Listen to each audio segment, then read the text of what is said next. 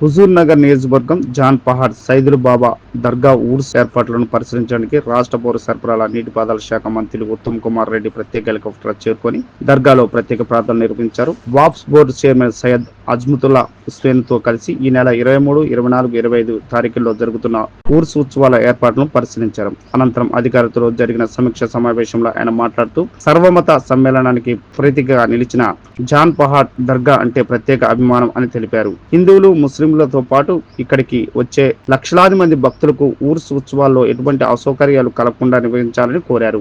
400 ఏళ్ల నాటి జాన్ పహాడ్ దర్గా ప్రశస్త్యం కాపాడేందుకు గాను 3 సార్లు శాసనసభ్యుడిగా ఉమ్మడి రాష్ట్రంలో మరియు తెలంగాణ రాష్ట్రంలో మంత్రిగా నిరంతరం కృషి చేస్తున్నట్లు ఆయన తెలిపారు.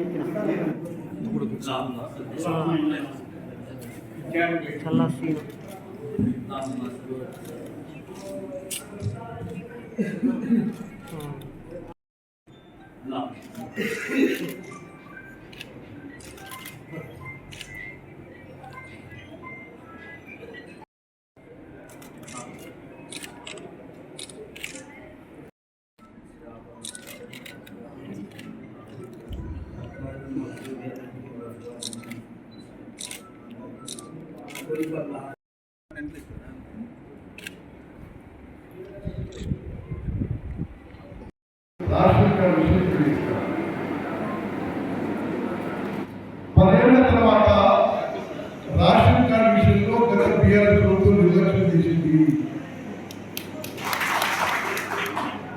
ఈ 10 ఏళ్లలో ఇప్పుడు రాష్ట్రంలో ఉన్న రేషన్ కార్డుల సంఖ్య సుమారు 90 లక్షల రేషన్ కార్డులు ఉన్నాయి. 2,81,00,000 మందికి రేషన్ కార్డు కింద మరి ఉచితంగా 6 కిలోల బియ్యం ఇవ్వబడుతున్నాయి. 10 ఏళ్ల పాటు గత ప్రభుత్వం రేషన్ కార్డు అర్హులందరికీ ఇవ్వాలనే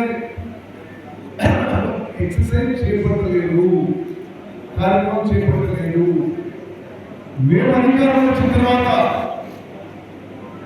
గౌరవ ముఖ్యమంత్రి రేవంత్ రెడ్డి గారు, గౌరవ ఉప ముఖ్యమంత్రి బట్టి విక్రమార్క గారు, మేమందరం క్యాబినెట్ మంత్రులు నిర్ణయించి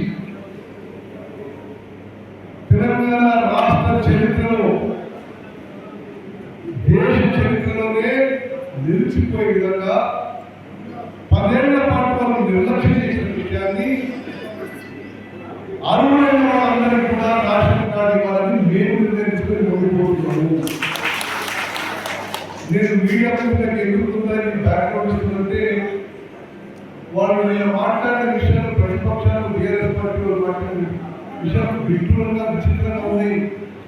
10 ఏళ్ల పాటు మేము విస్మరించి నిర్లక్ష్యం చేసిన విషయాన్ని మేము చేపట్టి వాళ్ళు 10 ఏళ్లలో అప్పుడున్న రేషన్ కార్డు 90 లక్షలు ఉంటే యథార్థంగా నుండి 10 ఏళ్లలో 40,000 మాత్రమే రేషన్ కార్డు ఆడింది.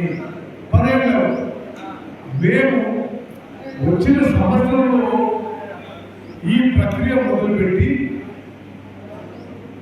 వాళ్ళు 40,000 రేషన్ కార్డులు ఇస్తే మేము ఇప్పుడు చేపట్టే ప్రక్రియలో 40 లక్షల మందికి మేము ఈ కార్యక్రమం చేపడుతున్నాము. సోషల్ ఎకనామిక్ సర్వే ద్వారా, కులగణన ద్వారా, ప్రజాపాలనలో వచ్చిన అప్లికేషన్స్, ప్రజాపాలనలో వచ్చిన అప్లికేషన్స్, ఈ సేవలు ఇచ్చిన అప్లికేషన్స్ అందరికీ అలా అందరిలో అన్ని లిస్టులలో అర్హత ఉన్న వాళ్ళకి మేము రేషన్ కార్డు ఇవ్వబోతున్నాము. పాత రేషన్ కార్డులో అదనంగా కుటుంబ సభ్యులు చేర్చబోతున్నాము. అదేవిధంగా ఎవరన్నా ఈ లిస్టులో మిస్ అయిపోతే మళ్ళీ గ్రామ సభలో అప్లికేషన్ పెట్టుకోండి, మీకు కూడా అలాంటి రేషన్ కార్డు వస్తుంది. ఎవరు ఆందోళన చెందిన అవసరం లేదు. ఇదేదో ప్రతిపక్షాల ఒక విచిత్రమైన వికారమైన తప్పుడు ప్రచారం నమ్మొద్దు. ఇప్పుడున్న కాంగ్రెస్ ప్రభుత్వం అందరికీ రేషన్ కార్డు వచ్చే వరకు, కొత్త రేషన్ కార్డు వచ్చే వరకు, పాత రేషన్ కార్డులో అదనంగా కుటుంబ సభ్యులు చేర్చే వరకు ఈ ప్రక్రియ కొనసాగుతుంది. 26వ తారీఖు ఆరంభం మాత్రమే. 26వ తారీఖు మొదలై రాష్ట్రంలో రేషన్ కార్డుకి అర్హత ఉండే చివరి వ్యక్తికి రేషన్ కార్డు వచ్చే వరకు ఈ ప్రక్రియ కొనసాగుతుంది. ఏ ఒక్క రేషన్ కార్డు కూడా తీసివేయబడదు అని స్పష్టంగా ప్రకటిస్తున్నా.